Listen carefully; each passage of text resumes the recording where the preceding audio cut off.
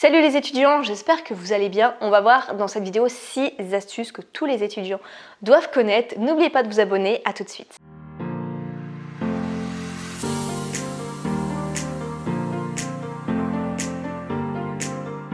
Alors la première astuce à savoir, c'est que parfois quand on veut prendre un cours sur l'ordinateur, on a envie de mettre une police sympa, genre comique, Playfair, qu'est-ce qu'on a encore, Oswald.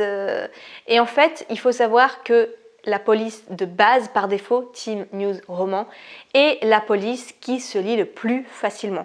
Donc en fait, quand vous allez lire juste une feuille, bon, si c'est dans une autre police, c'est pas grave.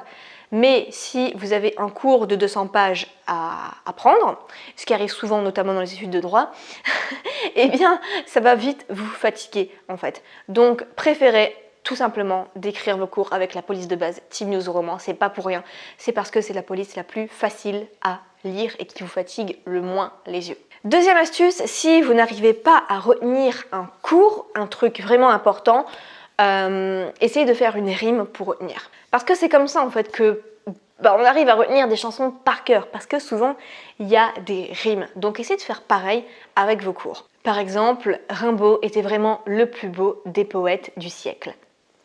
Voilà, je viens de l'inventer, mais vous voyez un petit peu l'idée. Comme ça, vous vous souvenez que Rimbaud égale poète. Troisième astuce, n'hésitez pas en fait à prendre en photo vos cours ou vos fiches, ça sera encore mieux. Et comme ça, vous les avez n'importe où pour réviser. Parce que parfois, par exemple, on est dans le train, on est dans le métro, on va pas forcément sortir tous ces cours, toutes ces fiches, parce que si on fait tout tomber ou si on n'a pas le temps, ou les gens, comment ils vont nous regarder, ils vont nous prendre pour un intello, etc. Sauf que c'est super important parce qu'on doit réviser.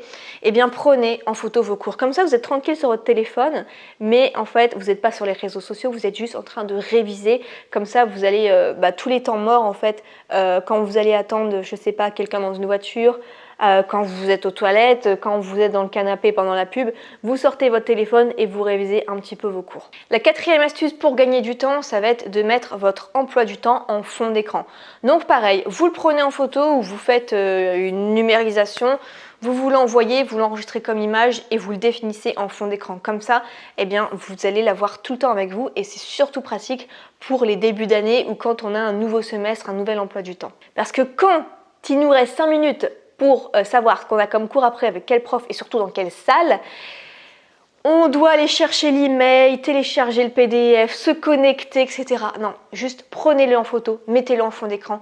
Comme ça, à force de le voir, vous allez le retenir et puis il n'y a pas besoin de chercher de vous connecter à Internet. La cinquième astuce à savoir et qu'on oublie souvent, c'est que grâce à votre carte étudiante, vous avez des remises dans beaucoup d'enseignes. Vous allez acheter un livre à la FNAC, vous avez une remise de 5%. Vous allez au restaurant, vous avez une remise de 10%. Vous allez faire du shopping, vous avez une remise de 10%. Donc ça, plus ça, plus ça, plus ça, je peux vous dire que ça peut vous faire quand même pas mal d'économies et c'est toujours bon à prendre. Dans la plupart des magasins, des restaurants et des librairies, on vous prend votre carte étudiante. Et même parfois dans des parcs d'attractions, vous avez des remises spéciales étudiantes, donc n'hésitez pas à la sortir au maximum. Et enfin, dernière astuce, c'est que pour chaque concept, essayez d'imaginer une histoire inventée de toutes pièces. Par exemple, vous avez un cours théorique sur, je sais pas, la personnalité juridique, eh bien essayez de réfléchir à une histoire de quelqu'un qui va s'appeler Robert et qui a des galères en fait pour sa personnalité juridique et voilà, vous imaginez un petit peu les détails au maximum. Robert, il est marié avec Sandra, ils ont 3 enfants, etc. Et imaginez au maximum les problèmes auxquels il peut se confronter et imaginez qu'il rencontre un avocat et cet avocat lui donne vraiment les solutions. Donc voilà, il faut vraiment imaginer au maximum des histoires si c'est un peu flou pour vous, si c'est un peu trop théorique vos cours, parce que ça marche super bien. Il y a notamment une méthode qui s'appelle le palais de la mémoire qui consiste en fait à se raconter un peu des histoires, à se rappeler ainsi dans l'ordre qui était placé où dans le palais. Donc essayez de faire un petit peu la même chose. Les histoires vraiment c'est un concept qui marche extrêmement bien. Pourquoi? Parce qu'il y a des émotions qu'on intègre, on imagine, on devient actif dans cet apprentissage et c'est pour ça que ça marche super bien. Donc n'hésitez pas. Et par exemple, vous avez, je sais pas, vous étudiez un économiste, vous étudiez Marx par exemple, vous étudiez Schumpeter. Ouais, j'essaye de me rappeler, ça fait plus de 10 ans. J'ai fait un bac ES, spécialité SES, je ne sais même pas si ça existe encore. Ça fait plus de 10 ans, ça fait 11 ans maintenant, ça fait 11 ans. Et encore, c'était en première, ça, donc il y a 12 ans.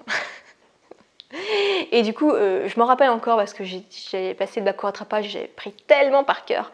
Donc bref, vous étudiez Schumpeter, les cycles de l'innovation, etc. Et donc, essayez de regarder un petit peu sa photo. Moi, j'avais imprimé sa photo à côté de son nom pour vraiment bien m'en rappeler. Franchement, ça marche vraiment très bien. Donc voilà pour ces 6 astuces que j'avais à vous partager. Si ce genre de vidéo vous plaît et que vous voulez une vidéo avec peut-être 20-40 astuces hacks étudiants à connaître, eh bien dites-le moi. Et en tout cas, je vous renvoie sur une autre vidéo que j'avais réalisée il y a quelques années sur plusieurs hacks que tous les étudiants doivent savoir. Je vous laisse avec cette vidéo. Plein de succès. Ciao!